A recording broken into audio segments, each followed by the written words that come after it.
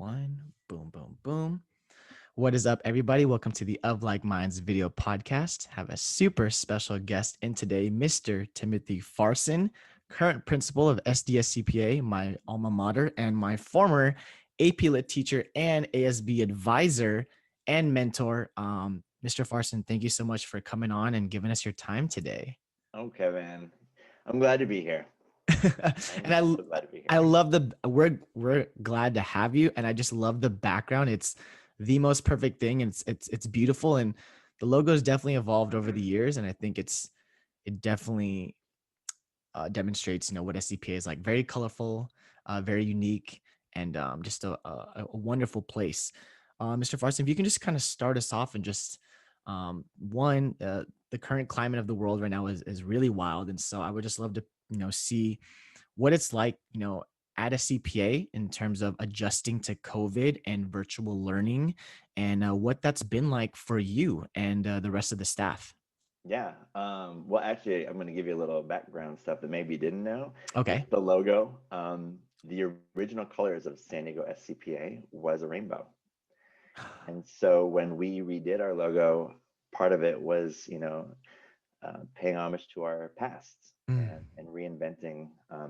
You do new logos every time that you have a shift, and we had a shift in our work and focus towards conservatory study, and it's just a little back that's kind of fun when you think about the history of SCPA, because we've been around for 40 years. absolutely. Is it 40 already? 40, actually, I think we're on 41, 41 Oh years of my hard work. So gosh. Wow. I know it's fun. So proud. But to your question, education, the landscape of education has completely changed drastically. And there have been incredible challenges and some amazing opportunities as well. And, you know, when we talk about the sixth largest school district in the nation, um, moving toward a one-to-one where the student is now having a device or internet, we're talking about moving mountains, and that's a huge accomplishment. We're talking about innovation that previously we never had to work through. We have more guest artists coming in like Mhm, yourself, and mhm. they're from all over the world, and they're Yeah. interacting and engaging with our kids, and that's like incredible work. Um, but there's also a lot of emotional heart heart work and loss, and families navigating what it's like when you have a single parent household, Mhm, and that parent has lost their job, or the kids are now home sitting in living rooms, or if they're lucky, a living room, right? mhm. Maybe even a closet, trying to access and engage in school and learning. I think when we talk about the 40 years of SCPA, there's been a common denominator through it all, and you're probably going to hear me say it a lot. It's really about heart work, and it's about joy, and it's about what the arts bring to the table, Mm. in our emotional journey as humans. And at the end of the day, I think SCPA students are united by their love for what they do, and their love for creativity, and their love for the arts. And so, our work right now is really shifted into creating those opportunities, still creating opportunities for kids to find joy and meaning and purpose, um, through online learning, and through, you know, the arts and everything that they do. It's crazy because I keep telling my teachers, the standards are critical and they're important, and skills are important, and you want to keep practicing those. But at the end of the day, I need you to be the smiling face, and I need you to welcome them. I need you to say their name. I need them to be seen, in especially in our environment where everything is, online and virtual and Yeah. seemingly disconnected. I'm asking them to just connect, connect, connect, connect. Absolutely. And I know that from a little bit of experience doing virtual teaching myself, also at a CPA once earlier this year. And just, I mean, the difficulties in that. And I know you've obviously transitioned from teaching and now in your current role being a principal, but we'll get into that later. But just if you can talk about maybe some of the just biggest adjustments for both what you've seen from your staff and also the students in terms of just virtual learning, pros and cons, and how that's affected the learning environment. Well, I think that I am so lucky because I have the best staff in the world. I truly, truly do. I think that we have the right people at the table right now. I think Mm, that we have, incredibly passionate, talented, brilliant team. And right now, the challenge has been um, they still want to be the best. They want to be the best in the world. And I use this quote at the beginning. I don't need you to be the best in the world right now. I need you to be the best for the world right now. mm, um, be, and you can have the highest expectations in the world, and they do, um, but I need them to remember that you never know, to quote Roxanne Carrasco. She's like, you never know what people planted in their garden in the morning, meaning you never know what they're bringing to the table, right? And mm, so I'm always, it's really the best teachers right now that are beating themselves up mm, because they want to be the best for kids, and they want to meet them where they're at. And we're limited because so much of teaching and learning is social and interactive and immediate and live. yeah. And so I find that some of my best folks are disenchanted. Mm, And so I just keep cheerleading them, and the small notes and reminders from parents and families saying, thank you for being the best thing or the brightest part of my day, mm, because that is that is the critical work that we're doing now. It really is. Students are we have kids are still getting into conservatories, mhm, and we are not alone. I mean, it's a world pandemic. It's not a San Diego pandemic, and it's yeah. not a SCPA pandemic. And so Mhm, the reality is the entire landscape for education and post-secondary and conservatory training and everything has completely changed. And a lot of it is incredibly online, or all online, and incredibly diversified now. And so I think that we're not unique, and that we're trying to continue to bring the best for kids. Kids experience the same things that all of us are right now: mm, loneliness, disconnectedness, um, seeking of joy and purpose in a world that is very different from what we knew less yeah. than a year ago. Mm, Um, they're trying to find, and it's even interesting, like when your parents may be ill or losing their jobs, how do you find value in calculus? You know, and so there's been a great shift in reaching people first and content next. mm, It's We're evolving, and we're yeah. trying to continue to plant the garden, for hope. Absolutely. Absolutely. And I was just curious, and I've had several conversations with different people, and personally, this might sound kind of wild, but I just want to know how you are engaging these kids, not only to be invested and to really believe in the arts, especially at such a critical time right now, but even just furthering in higher education.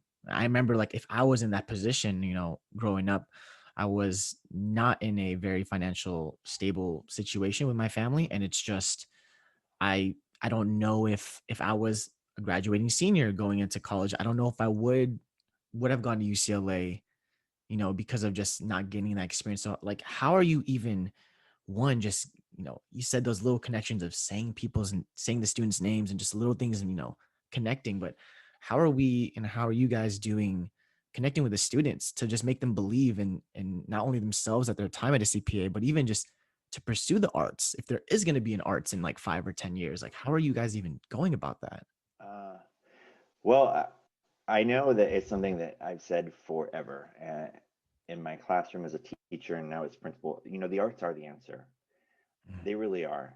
And at the end of the day, I hear the stories of our students who the reason that they even log in or wake up in the morning is for a dance class or their arts class or for a teacher or a friend that's in the class. And it's that universal feeling and need for human connection that keeps it going. Um, that's really where it rests. absolutely. It's like I said, and I've talked to you about this before, and just, those are the people, the groups I feel, most strongly for during this time is, growing up and the kids and whatever grade you're in, or if you are in college, and just I don't know, my heart goes out to every one of them, and even seeing them, how they are engaged, like despite all the Yeah. crap that's going on in the world. It's just like, it's really commendable. I don't think I would have been able to do that personally, but to see them is just like, it's very inspiring. And I don't know if it's gonna instill maybe just like this mental toughness moving forward, because they have gone through Yeah. this Yeah. at such an age, The need is always there, the need to connect. And let's be real. I mean, Mm, that's what the arts do. The arts create voices for people who may not otherwise have a voice. It mm, creates an opportunity for stories to be told that may not be heard. And the reality is, if we look at, even when the ancient Greeks were performing on stage, it's very different than they are now. And the mediums have changed, right? I mm, mean, how we see, experience art has changed. And this is no exception. I mean, a pandemic in this case, or any sort of adversity or challenge, is opportunity for adversity. Like, we can sit and we can wallow and we can feel these, emotions of existential angst. But at mm, the end of the day, right, if we continue to find joy, real joy, in who and what we do as artists, and what we believe about the arts in terms of universal storytelling, what we love will transcend the current reality. It's like, what you're doing now, for instance. I think that your heart in so many ways is a choreographer, right? You are a storyteller. And now you're sitting in front of a podcast microphone, and you're still getting stories out, yeah. right? Because we can't go to the current stage or theater filled with people. I think that universal need and desire and love for storytelling and human connection is going to transcend any pandemic. Mm, And so that is the message and story that I think we need to continually remind people of. yeah. We are experiencing a lot of loss, and a lot of things are shaken up right now. But let's pull back. I used to use this as a metaphor in class. I have this oh, I don't necessarily remember who it is, but it's like the wooden man. It's like a little Buddha Uh-huh. that is completely closed off. He's covering his ears and his eyes, and he's closing himself from the outside world. Why, I say, and it's actually a philosophy professor that I'd had in the past that handed it to me, Mm, and said, take this home for the weekend. Close off the world, take this home, let it be a reminder, so that when you're asking life's toughest questions, you don't go to the world to find the answers, you find the answers within yourself. mm, And I think right now that is so true for our young artists, for our teachers, for our families. For the reality is, everything that we once knew that comfortable yeah. is shifted and it's changed. Hmm. But there's a common core, unique piece that brings us joy, a sense of purpose from within you. Mm, That, yeah, the world is chaos and it's ever changing and evolving, but what's inside and what brings us joy is consistent and constant, and we mm, can judge the way we do it, right? I mean, you can't dance or perform on a stage right now, but what you have in front of you are new tools. And that's why I believe in, like, when we talk about skills for the 21st century, creativity, innovation, collaboration, communication, those things are what's going to drive us forward. Those are the things that are going to continue to allow us to tell our stories. And, at an art school, we're just like primed for it. Like, we have the hard work. We have people, students and staff and families and people who believe in that power. And what we need to do is continually communicate, look, how we do it will change, but the what we're doing will not. The why is not changing. absolutely. I think one of Sorry, I the get preachy on that stuff, but no, it's I, like, I love it. I love it. It's, one of the most unique things about SCPA, especially during my time that I remember, is, and I know it's still like this now, but it's middle school and high school connected. And mhm, so, usually for students growing up in the K through 12 system, you kind of middle school, sixth through eighth, and then you move on to a different high school, another transition. And I think the special thing about SCPA is that, I mean, you're able to develop these skills and you're able to work with this staff for 7 years. yeah, If you're fortunate enough to get into high school. And so, I mean, if you're working, even if you start the arts in sixth grade, whether it's music or it's choir or it's dance or it's, you're able to harness and foster these skills for so long. If you can just talk about one, just, what that's like and what that's done for, the magnitude of artists you're producing. And two, I don't know if you guys are still having the audition getting into high school, or what's that even like? What's, is there like an entry point to high school? Or so if you can just talk about two things, just the benefits of having the middle school and high school combined, and then also that transition from middle school to high school. Well, I think so. Let me back up a little bit. I think what was interesting when, Mitzi Lizarga, the former principal, had a wonderful vision about what it meant to be conservatory ready upon graduation. Like, so Hmm. she was critical alongside Richard Trujillo, the current artistic director, in creating arts majors. And I know this was highly controversial at the time that she was coming in, because Yeah. at the time it had been, you get to do what you love and you get to experiment and play, which is a great model. It really is. But it's also a shift when we're started looking at what conservatories and what colleges and universities were accepting, and we wanted to create more focus. And so we started to, align all of these majors that kids would audition into to back up to post-secondary programs. And I think that the data speaks for the success of that, which was, the number of kids getting um, free rides, financial aid, assistance. We now have 54% of our families going into our students going into the arts at upon graduation. We have like 100% graduation rate.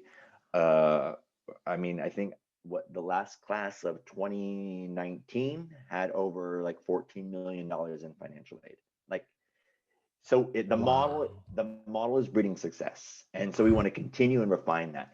And what I really love and celebrate is the fact that, in the audition process, uh, many folks were like, "Oh, you're going to be elitist, and you're going to have just a bunch of rich kids that have access to arts their entire lives, and private lessons, and this and that, and you're going to lose your diversity." And I'm sitting here going, "No, I'm not.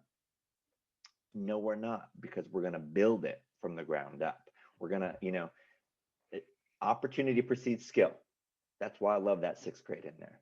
Yeah. Because if you've never had a pair of dance shoes and you've never gone on a dance floor, then you're not going to know how wonderful of a dancer you are. Mm. And that's the power in the 6 through 12, is you get to give all of these tools and opportunities to kids that never would have had them otherwise at the young age of sixth grade. And you let them play and try on different voices and different mediums and different, outlets to create their voice.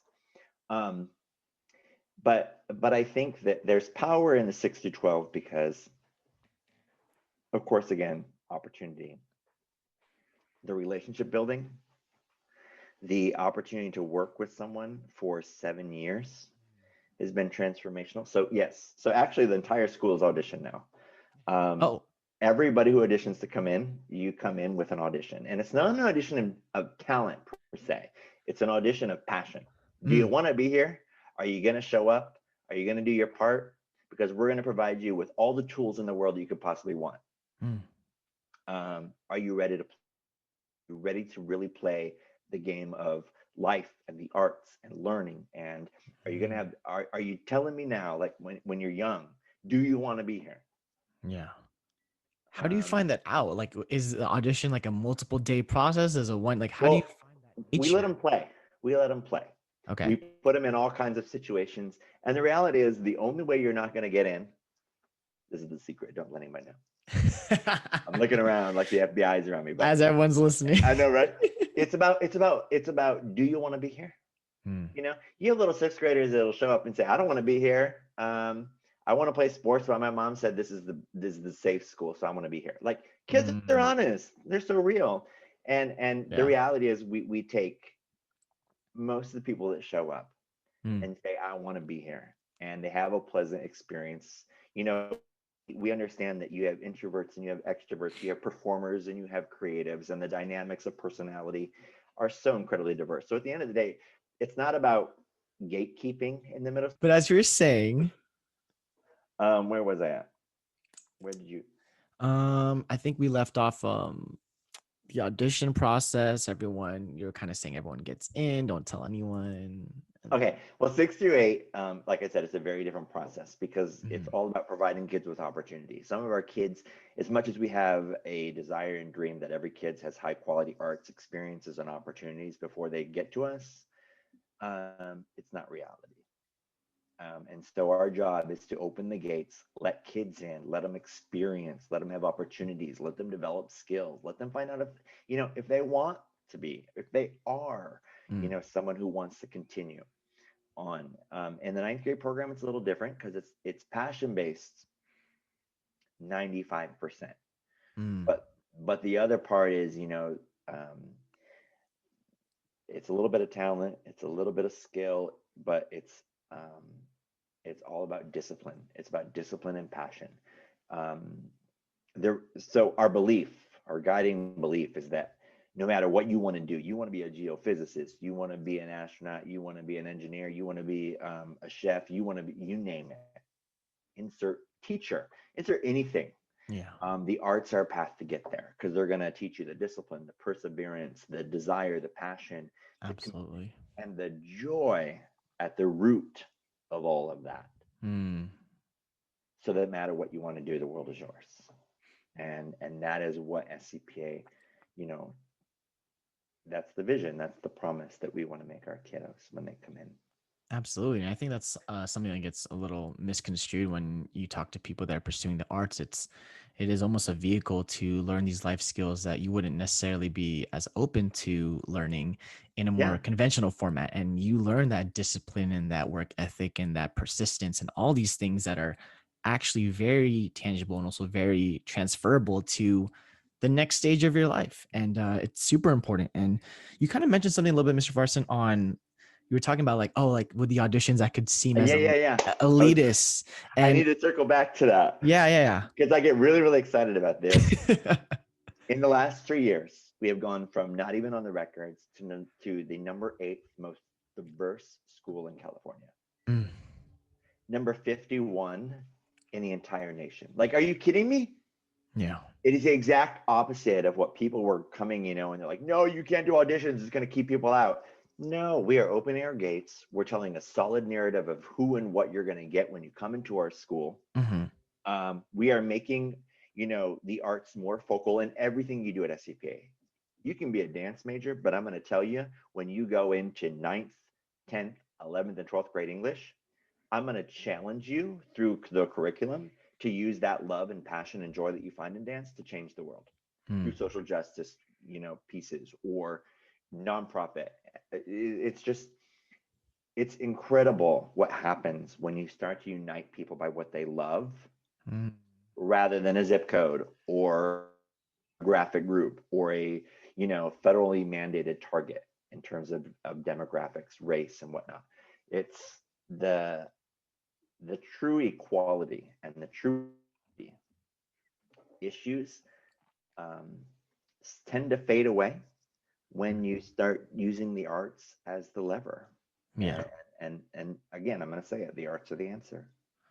absolutely. And, just going on off of that point, during my time at SCPA for up until essentially like late high school, I was actually getting SCPA via bus. And I Yep. always, that really, just that access and that resource just really helped me and my family out just because without that it would have been extremely difficult, Yep. especially as I got older as a single parent from my mom would have been difficult. And so just even that, and then I remember having exploratory wheel in sixth grade, and Yep. that was really cool because I remember there was actually a point where I was, strongly considering. I was like, dude, like maybe I want to do choir too. And I never committed to choir classes because it never worked out my schedule. But there were other spaces like the main stage productions that I would always get involved in. And if you can just talk about those other resources in terms of, I know before it used to be like just putting out quantity, but I know there was a shift in terms of now we're going to focus more on the quality of performances. So I remember there used to be a winter and spring recital dance, and now it was just Yeah. like one. And I don't know if the main stages are still two a year, if it's one, but if you can just talk about like Yeah. how y'all really, went from just putting quantity out, which is nothing wrong with that, but then kind of stepping back from that and pushing the quality and Yeah. making sure what you are putting out is, the best that they can produce at the time. So what we had realized in talking with students and actually looking at the stage and the performances is while we had a greater number of quantity of performances, we still had the same kids. We still had the same kids. So we kept giving the same kids opportunity. But we had a lot of kiddos that it used to be the case that you could graduate from SCPA and never be on the Florence Johnson or the Ole Kittison stage. Wow. Yeah. And to me, that's shameful. That is shameful. Yeah. So what we really did is, we're working towards the National Arts Accreditation, which is a wonderful, it's called the ACCPAS process. And what it is it's like a stamp of consistency and a stamp of, guaranteed access and equity and opportunity for all kids. You know what? The reality is we can continue to put out high quality main stage performances if I'm using the same kids for the entire 7 years they're there. And I'm sure they're going to get real good because they're the only ones on stage. Yeah. That hurts my heart. That's not what it's about. Yeah. So what we've done is we've made an opportunity for every kid to be number one on the stage or whatever their exhibition is, and giving them access to professionals professionally critiquing them and giving them feedback so that it's always about learning, not just performance. So when we talk about the school and we talk about learning, because that's what we're here for. We are not a theater company. We're not a performance company. We're not here to put out just high quality ticket sales. Yeah. That's not our business. Our business is learning. The reality is even the shift in our partnerships, I'm asking all of our partners, do you care about kids learning? Do you care about kids? Do you care about the student journey as an artist? Because if you don't, we're not really partners. And you're just recruiting to cast. And so that's something different, because SCPA is about learning to do what you love and refining it. And so, yes, SCPA used to be really good at putting the same 12 kids on stage. And you know it, and I know it, and we knew it, right? I mean, we're going to move on. So what we've done is we've created opportunities, and this has been a slow process, and there's been a lot of hurt hearts in the process of doing it. We've put everyone on stage at some point throughout the year. So yes, there may be a high quality performance, let's say spring performance for dance, but what you may not see is you see all kids on stage in juries or showcases or performances throughout the entire year. And that Florence Johnson Grand Theater, our exhibition spaces, the Ole Kittison Theater, none of those are ever empty because they're always having some sort of jury or showcase or performance on the stage at all times. Yeah. They're just not like the big, civic theater sort of productions all the time. So the goal is that at the end of the journey of a senior, you've been on that stage multiple times. Actually, it's crazy because I think it was Facebook where I saw someone who was a theater major. And she had said that she had never been on the stage, the Florence Johnson stage. Wow. And I'm like, how do we, as an educational learning institution, how can we be proud of ourselves? Yeah. In letting someone go through an entire, is that really conservatory and college ready? The fact that a theater major has never had an opportunity to perform on the stage? It's insane. Yeah. No. So a lot of what we've done is shifted. Yes, we have every arts major doing a high quality exhibition of learning, right? Like you'll see the one big main stage is what we're calling it, which is really just one of the many opportunities to actually get on stage. And that's the part that, we do that for the community. We do that for, I say a business card for, the world and the nation and the community to come in and see what it is we're doing. Yeah. And invite them into the many opportunities that our people are on stage, the showcases, the juries, the opportunities for real learning, because that's what we're about. Yeah. We're not just all glam and glitter and showbiz, Well, it makes me so happy that you're really encouraging that. For me, I love the stage and I lived for it.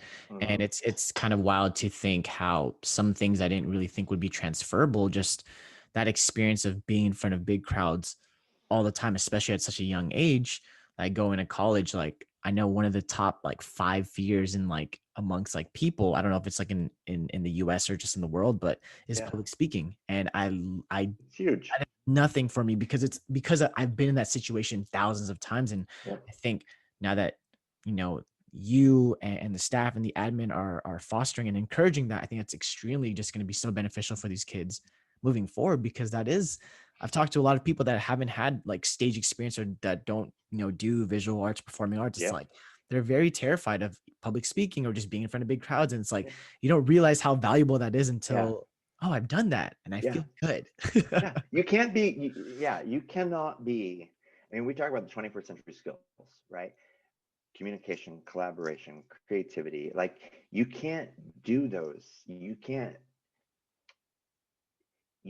say that you have had opportunities for those unless you have really demonstrated them. Like to say that you're going to study theater and never have had an opportunity to be in front of a live audience and in front of a big space, Yeah. that to me philosophically is a disconnect, and it's something that we needed to fix. And so, Mm. you know, thank God we are surrounded by beautifully talented, passionate people who can brainstorm ways to make it happen. I mean, I have a vision and a heart for what I believe about kids, but at the end of Mm. the day, it takes the team to really make it happen. Mm. Absolutely. Is there a way that can you just quickly dispel some of these, the stigma attached to SCP? I think a lot of Boy, people here we when they talk go. to me, they're like, oh, like it's just like High School Musical, or y'all just do arts. And I remember saying like, no, like we have all our A through G requirements. We have our AP classes. If you can just dispel the rumors and just the stigma attached to performing arts school, and like it's all, you know, cupcakes and lollipops, and if you can just dispel those things. Well, I'm hoping that the reality is you can dispel those things because, I mean, at the end of the day, um, especially now, I mean, we have the right people on the team, Mhm. and we know that the arts are a powerful lever, but they're not the only lever. Mhm. And if you really want to be ready for that 21st century economy, and you creative Mhm. economy in general, and you really want to be ready to survive a pandemic, God willing that you have the health and the joy and the happiness to do what you want to do, Yeah. you better be ready to argue and talk and collaborate. You better be ready to be innovative and think. And I think um, if you're an SCPA student, my hope and wish is that you can speak to how math and science challenged you. I mean, the reality is we have one of the best science departments in the district. It's like, and we always talk about, the success stories, right? We have people who have gone to Juilliard dance that are going to be astronauts. Like Yeah. um, we have, it's there. We have some of the highest English language art scores in the district on national testing.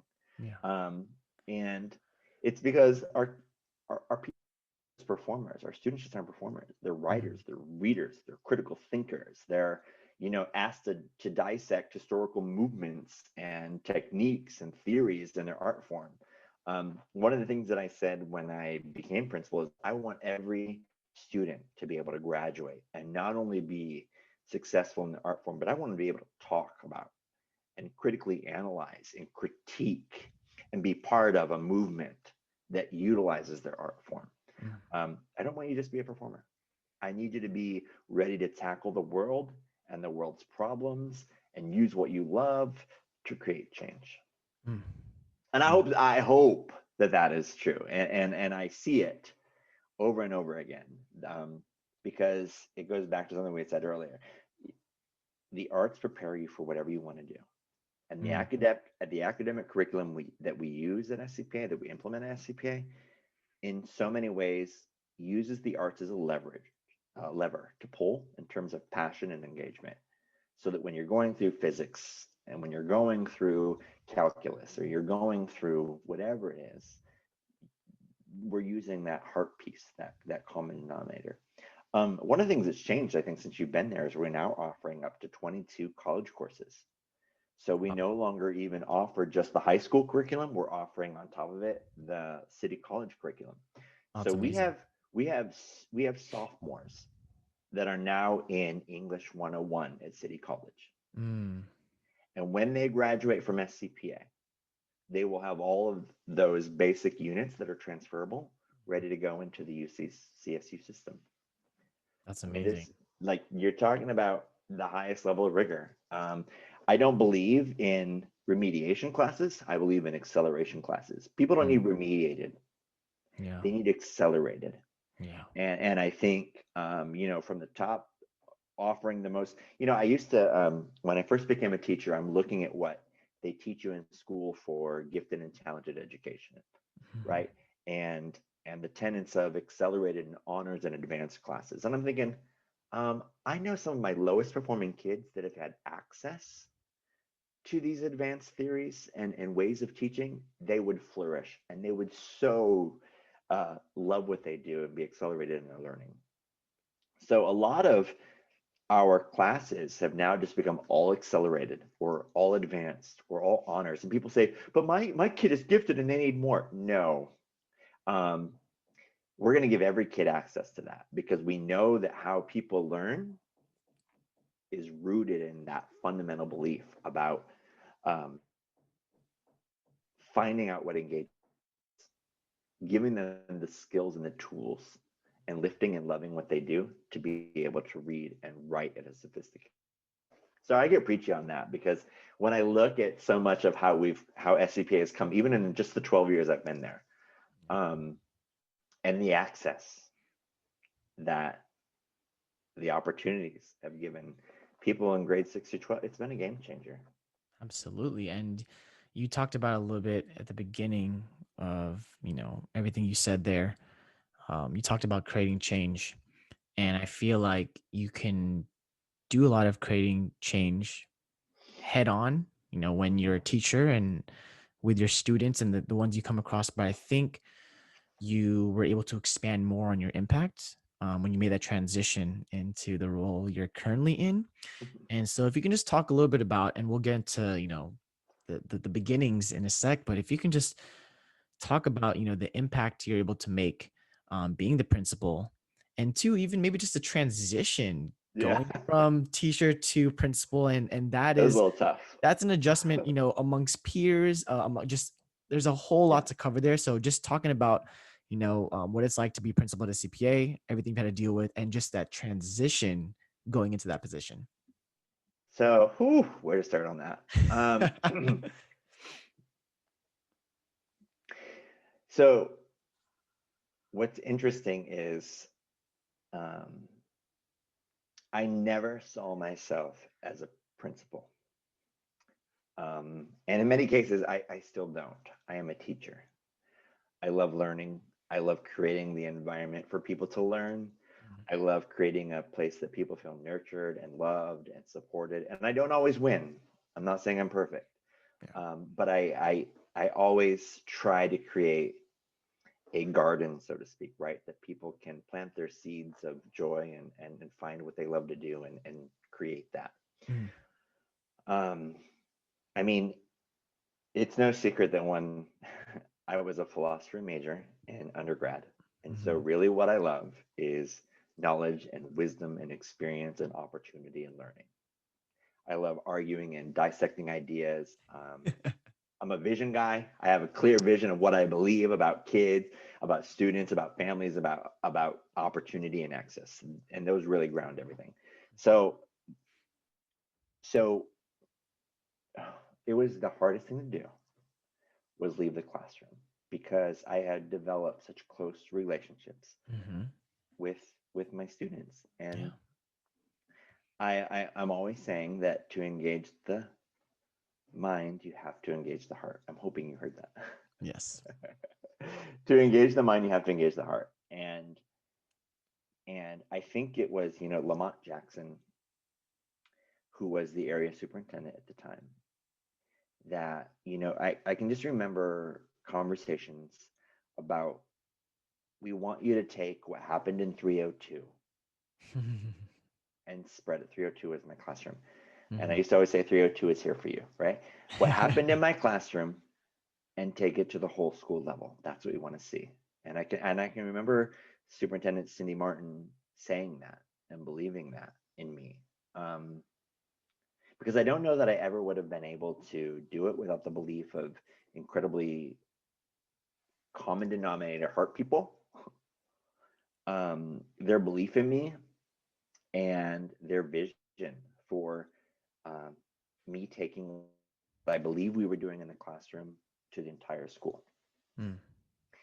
And it's interesting because Chief of Staff Stacy Monroe, actually, she just graduated, and she was like, I'm not going to remember all these things, but she had once said that my classroom was magical, and it's always stuck in my head. And I remember asking her when I became principal, what did you mean by that? And she's like, well, your ability to learn alongside and learn with students is what's magical.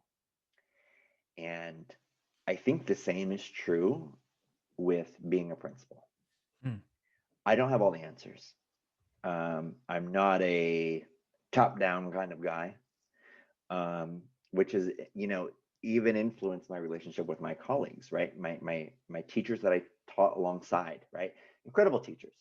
Strasser, Pino, Berg, Cash, like Lisa Lee, people that have been there forever, who have influenced who I am and what I believe about teaching and learning and people.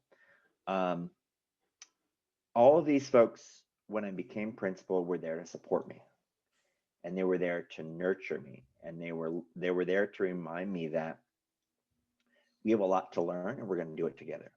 Mm. Because I'm a teacher at heart, I think I'm always like, we're going to learn alongside together, and we're going to use frameworks that we know are successful. We're going to use research-driven beliefs about instruction, teaching, and learning. We're going to use the National Arts Accreditation process to refine what we do to be better for our kids. We're going to use the lens of access and equity and diversity to lift and love, like love and lift. It's what we say all the time at SCPA now. Love and lift everyone to be what we believe we can be. And that journey was incredibly supportive and full of love. When I became principal on October 28th, Superintendent Cindy Martin met me at like 6:30 a.m. in the morning, and she brought me 2 stones, and she brought me a stone that said love, and she brought me a stone that said hope, and they still sit in my desk drawer, because those are the things that drive families, and I say SCPA is a family. They're what drives families. They're what drives the school, the team, staff, you name it. They're things that will drive us forward as long as we develop that vulnerability, that trust and vulnerability to be better and to continue to do what we love for students. So it's been a crazy process, but I'm surrounded by brilliant, heart-filled people, and that makes all the difference. Absolutely. And I think gonna do a little pat on the back for myself here, but um, teaching, having taught the last few years, mostly full time for the most part, I've gotten a lot of feedback and just, you're a great teacher. And I always think back to every single teacher, K through 12, and even in college, my professors that have attributed to that. I think Yeah. it just gets passed down, and you're obviously one of those people, one of those teachers, one of those mentors to me. And I just want to say, like, it's incredibly powerful, so important, so vastly underrated to just have great teachers. And I think there's not enough of them in the world. And I just wanted to just use this time to say, just to give you a thank you for being a huge part of that experience for me. And if you can just maybe give us a little bit to, how you ultimately decided to even start teaching. Obviously, before you became principal, you were a teacher before. So if you can just take us through that journey of just what was the initial like inspiration to start in that profession, and then how that kind of ultimately came to be. Oh my gosh, it's a long. So, entire life, I have looked up to teachers. I mean, when I was young, I remember, this is so corny, but I remember playing a lot of school and playing teacher. And I just idolized, like, I just remember looking up to my teachers all the way through my entire life. I think more than that, it comes down to my why, right? I can remember a very painful middle school and high school experience. I am gay, and that has greatly impacted a lot of my middle school and high school experience and comfortable with myself and being ashamed of and wanting to hide and not liking and not and and being afraid of who I was. I didn't want to speak in school because I didn't want to have a list and be called a fag and put in a locker, right? Mm. I didn't want to, like, I used to go down certain hallways over others because I didn't want to see people that I knew would yell gay water fag during middle school and high school. Fear drove my everyday experience at school. Fear drove where I would go, what classes I would take, um, the path I would get there, where I would hang out in the morning before. Oh my gosh, those moments where I wasn't in school and I had the safety and protection of my teachers were the scariest moments for me, because I never felt as though I would ever have a protection from what was going to be, you know, put at me or said to me, um, in a smaller rural town in Ohio, right? And so a lot of my sense of security came from being in the classroom, being with teachers, and showing that I could be something positive through being smart or engaged and learning and working hard in school. Mm. Um, and seeking the validation of my teachers and the adults around me. Thank God I had a wonderful family, because I look at like the emotional like hurt that actually still pings a little bit, to not be able to be comfortable in my own skin.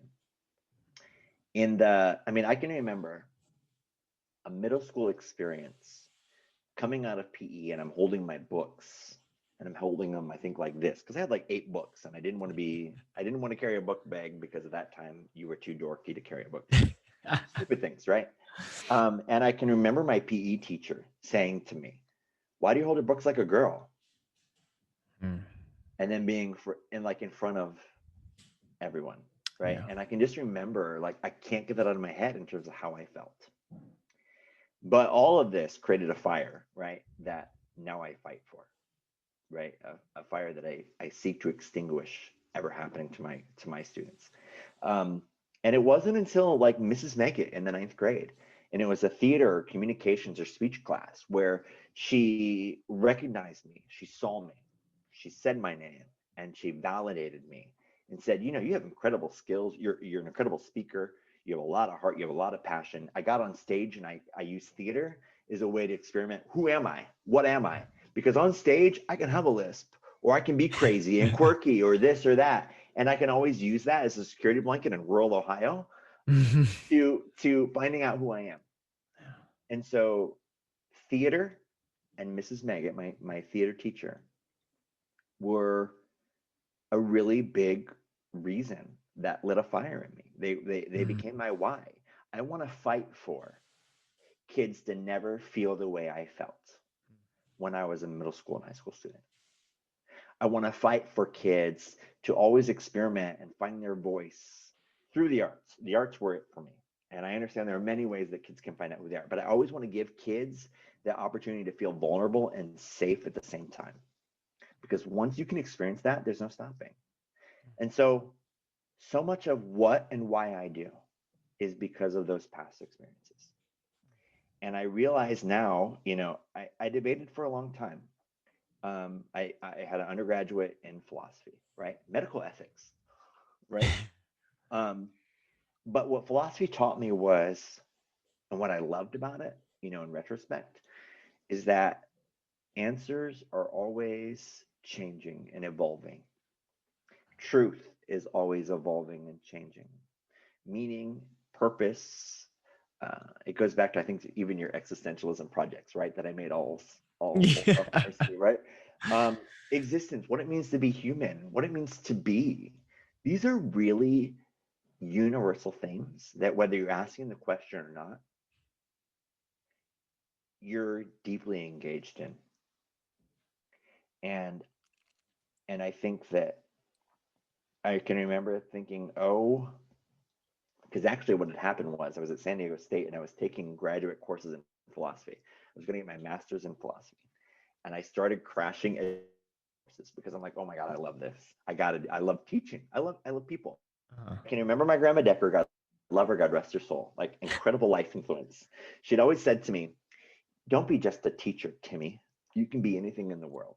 Don't be just a teacher. People's words make a huge impact. Yeah. And I always felt like, even though, like, right, this dissonance, this cognitive dissonance between one of the best, most empowering life moments that I'd had in freshman speech class with Mrs. Megan, coupling that with my grandma Decker's words of don't be just a teacher, right? One of the most powerful things I knew was teaching and give kids opportunity, nurture, love, make me vulnerable, support me, lift me up, was coupled with we don't, and you know, society is not, my grandma Decker's not to blame, right? Society says that in so many ways. Just a teacher. Dissonance in me was a battle that I fought until I actually got in front of kids. Just observing a middle school class, actually, somewhere in Grossmont. It was like a 6th or 8th Grossmont class, science class. And I realized, you know, this is where I got to be. I got to be with students. I got to be with people. I got to be in a place where I can leverage my love of learning and my genuine concern and care to create a supportive, loving environment for kids to find out what they love and bloom, to become a teacher. And I can remember that moment where I called my mom and Grandma Decker, and I said, so I'm going to enroll in education courses. I'm going to be a teacher. And they said, well, yeah, I don't know what took you so long to get there.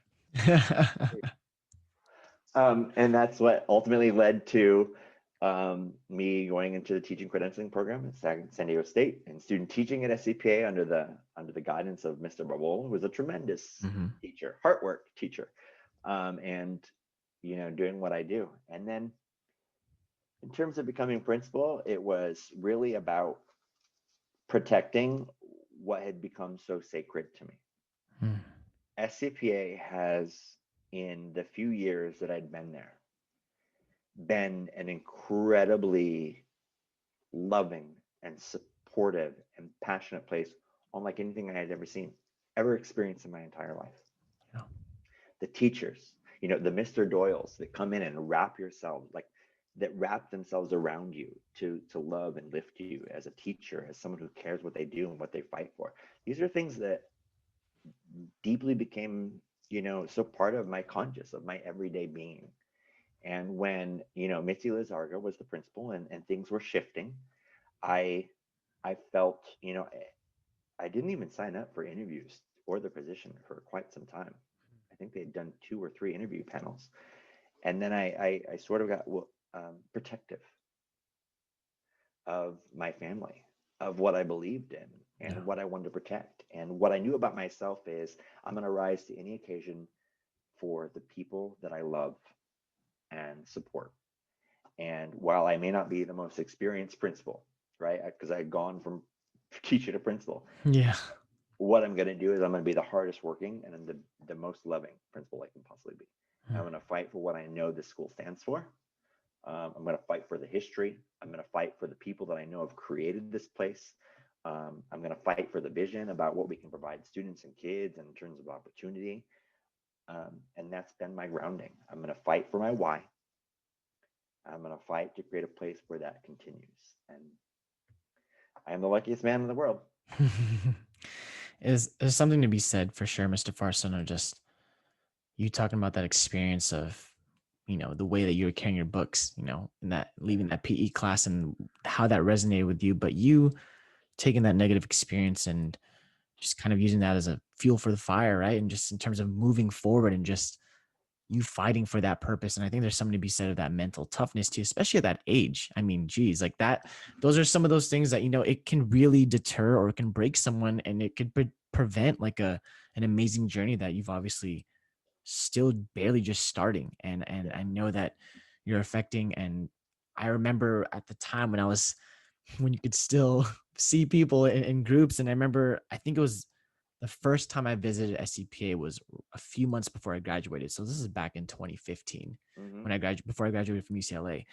And I remember just talking to you, and we would take our walks. We loved doing that, and just the environment was different. I mean, kids were Yeah. just were saying hello to you, and they're so warm to you, and it was that's not what I experienced. Obviously, we're not principal during the time I was at SCPA, but it was just different, and it Yeah. was different for someone, you know, that can be seen as so higher up, that can be on a completely different plane, and how everyone just felt really equal, you know, kind of under your leadership. And I think that Yeah. just says a lot about who you are and the environment you've helped foster and create at SCPA. Yeah. And just I don't know, it was just incredible to see, because I just, again, I wasn't used to that. And I was just like, whoa, this is different. Yeah. I want to make it all like 302, like what 302 was to me, to my students, to my peers, my colleagues. I had a strong desire to keep that up. Absolutely. I also, you know, wanted to get a little bit into um your undergrad journey, and I know you were Oh at boy. NYU, right? You were at NYU. Yep. You just talk a little bit I mean, you're going from, I don't even, what's the rural town in Ohio that you're from? Fremont, Ohio, baby. There you go. Shout out to Fremont, Ohio. So I mean, and you're going straight out of high school to NYU, is that Yep. correct? My time. Yep. I mean, if you can just talk about, you know, in a nutshell, like that NYU experience and what Yeah. that was like. And I mean, that's a huge transition, just going from Fremont, Ohio to New York City. Like, what was that whole experience like? Yeah. So my first college experience actually was at Kent State University, Mm, which is a little bit south of Cleveland in eastern Ohio, northeastern Ohio. Met incredible people, uh, people that have always affected my life. And the reality is, this is what I'm going to say.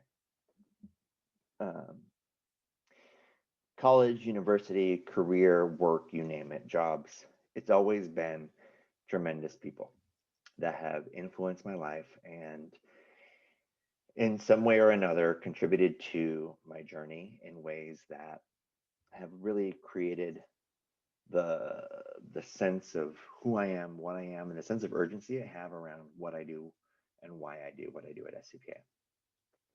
But I started at Kent State. I majored. I actually started, I think, pre-med. Um, okay. okay, because Grandma Decker says, right? I mean, you want to be successful, then you got to be a doctor. Hmm. Uh, so whatever. What she didn't know is I can't stand the sight of blood, and the minute I see a needle, I'm passing out. So that might get in the way of that career. Yeah. But I think it was in my late sophomore, almost early junior year of Kent State. And I took a philosophy class, Intro to Philosophy, with Dr. Frank Ryan, who still to this day has been a tremendous trajectory change. Mm. I remember being probably one of the most annoying students in that class because I just loved to dissect and argue and think about why we do what we do as humans, whether it be our ethical journey, our spiritual journey, our reality journey. I am completely fascinated for why and how humans make meaning of their lives, Mm. and I love all of the many ways that we do it, whether it be mathematics or science or language and words or dance and the arts. All of these things are just a common denominator for trying to make sense of this otherwise chaotic world that we're in. Mm. And so I blame him for my love of philosophy and learning, and that was at Kent State. My second year there,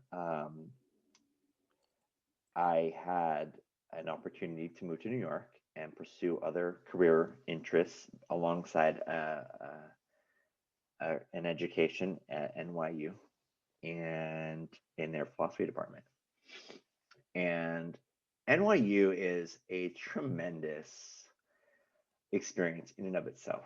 Um, I'm not gonna lie, I'm still paying for it in terms of student debt, but Yeah. I would not give it up. I would Yeah. not give it up because the folks that you're surrounded by, your fellow students, your peers, the amount of accomplishment and achievement in the fields of whatever department you're in at NYU is just unbelievable. And then there's this whole thing that while you're in New York, the Mm-hmm. people that you're meeting every day, you just never know.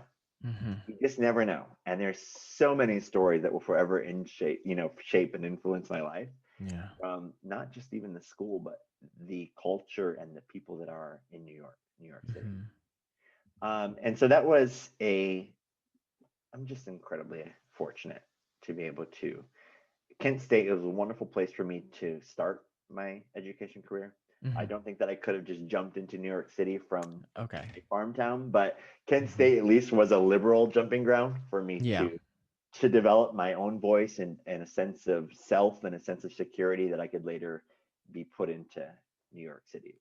Mind you, I was still a young farm boy from Ohio when I first Yeah. came to New York. I mean, it's amazing. I have a cousin that works at NYU, and she does event coordination, and Mhm. obviously knowing that campus structure, it's a little bit different with it not being enclosed and kind of being in different parts of the city. And it's still great to hear like you were able to experience the city, but then still feel a part of Yeah, like a greater community, even though it's not structured or built in yeah, like a typical school, right. kind of I don't know, structure. But that is obviously amazing, and Mhm. you've had all these different experiences, even before you touched obviously like getting into teaching. If you can maybe give us a little bit of your thoughts, Mr. Farson. I mean, I just, you know given the current climate, we've had about, if it's kind of crazy to say, but we've had about a year with COVID, like actually like it being like a thing. Mhm. It's been over a year. And if you can maybe just give a little bit of an outlook just in terms of moving forward with the education system, and kind of obviously having made many adjustments, virtual learning, and Yeah. kind of figuring out different ways and different tactics that you can still engage students from their homes. I mean, Yeah. if you can just talk about what your outlook is on the education system moving forward. Well, I think that I'm a why guy, meaning it's got to come down to your why. And I don't, when parents are talking to their students, it's learning for the sake of learning, and you got to remember the why you're learning and the amount of opportunity and access that learning gives you. If you're doing school for the sake of doing school, good luck. I wish you the best. But if you're doing schooling because you want to learn and you're hungry and you're thirsty for what knowledge and learning can do for you, um, you're gonna succeed because you're gonna figure out the way. It goes back to the reality is for the 21st century, if you want to be successful, Mm, you must learn to be a creative innovator. You must learn to be communicative. You must learn to be collaborative, right? You yeah, have you have to learn in critical thinking. You have to learn these skills. yeah, Um, and schooling is no exception to that. Um, that's what it comes down to, those four skills. It really, really, really does. And so the outlook of education is if people and institutions can adapt to that fundamental value of learning and those essential skills, yeah, you will continue and flourish. If you're going to get hung up on content and standards, and you're going to get hung up on a live engagement you're going to run to, to existential problems, and you're going mm, to run into some things that may seem insurmountable. But if you rest on your why and you know the how of what you do will change, then you will really be ready for what the world will present to us in the 21st century. Because here's the other thing: we are not raising sixth graders to do the jobs that exist today. mm-hmm. We're not. We won't even know. When I was in New York City, I was saying when I was in New York City, I did not even have a cell phone at first. Right? I could not Google or Uber Eats or say what is the closest Mexican restaurant to me. I Yeah, could not do that. I did not have Uber. I yeah, have right. I mean, the internet came out in 90. I was in New York in 99. Like, let's be real. I was a poor white farm kid. I didn't have any yeah, internet to my tool belt. Like, yeah, the world has completely changed. And if you don't evolve with it and you don't remain grounded in your why, yeah. then you're going to get lost in the how and what. And you're going to be, there's a book called Who Moved My Cheese? Hmm. And it talks about two mice named Hum and Hall, and how if you haul about the problem and you don't find a new solution, you're going to end up falling apart. And so Mm, you always have to be innovative. You always have to be creative and critical thinking. You gotta use the power of the networks and the people around us, right? Yeah. To do what it is we need to do as a society and as a family. So yes, that's my outlook on education is as long as you're rooted in the why, the I hell of love what it. will change. I think that's one of the things I've always appreciated about you as an educator and as a teacher and as a mentor is that I always felt like you were always open to adapting and to challenging dated ideas or dated systems or, dated just, I guess, rituals in terms of just like how we do things. And Yeah. I think that obviously there is turbulence in the beginning in terms of transition and getting adjusted to it. But once, you know, those systems are kind of adjusted and in place, I mean, everything is just kind of smooth sailing from there. And so I've always loved that about you. You kind of being open. And, Mr. Farson, you've kind of, we've obviously just done surface level today, and we're going to do a follow-up, later on sometime next year, but you've kind of given us a little bit into, adapting into virtual learning, socially distancing, obviously at SCPA, a little bit of your education background, and your why. That's a big thing, your why, and even just the important, you know, attributes in terms of collaboration and creativity and communication. You're talking about that 21st century, just those skills that are going to be so important moving forward. um, all the spaces and the adversities, like these little nuggets of stories that you've told us that have actually led to like so much positivity, and for you kind of pushing that onto the world. Mhm. I just wanted to ask you, and not that this question would change anything, but if you could say anything to your 13-year-old self, what would you say? Oh, I would say I'd probably like to hand myself that little wooden statue, Mm. and with it a message of find out who you are inside and embrace it, love it, protect it, nurture it, um, experience the world, and be true to who you are, because at the end of the day, the joy, not happiness, happiness is fleeting, the joy you will find from operating with who you are inside, regardless of what journey you choose to take, will transcend anything that life can give you on this planet. Um, the people that you meet when you are who you are because you know who you are and you love who you are, the people you attract, the people that come into your life are the right people because you're operating from a place of security and sense of self. Mm. And if I could have my little 13-year-old self in front of me and say, Timmy, find out who you are and love it and nurture it and protect it, because there will be a lot of people who will try to take it and change it and hurt it. But don't be afraid of who you are, and don't be afraid of what you love or who you love, right? Mm. And because in the end of the day, the joy you find will be an inspiration for others, an inspiration for positive change, and an inspiration for wonderful things to happen in the world around you. I don't think I've ever had a podcast with so many moments of just having goosebumps, and I expected nothing less from you, Mr. Farson. And I think just you kind of just sharing so many things that I wasn't expecting to hear. I just, wanted to just say thank you for sharing just a little bit of your story and a little bit of who you are, not just with me, but, essentially, with the world and whoever tunes in on this. And for those of you that are tuning in, like I've mentioned several times, it's so important to have mentors and people that you can constantly look up to and ask questions and pick their brain about. And Mr. Farson, you are definitely one of those people. It was a main reason why I would come back to SCPA, make that trip all the way down to Thank you, Paradise Tim. Hills. And it's like I said, this is only the beginning. I hope to do a follow up with you soon, and we'll get into that later. But I just want to say thank you for sharing a little bit of your narrative today. And there's so many nuggets, you guys, if whoever's tuning in, that you can take, these things, how Mr. Farson has navigated through his life and kind of ultimately led to shining light on everyone around him. And so I just want to say thank you so much for giving us your time today. I have so much love for you. And I'm looking forward to the next time, Nice to Mr. meet you Farson. all.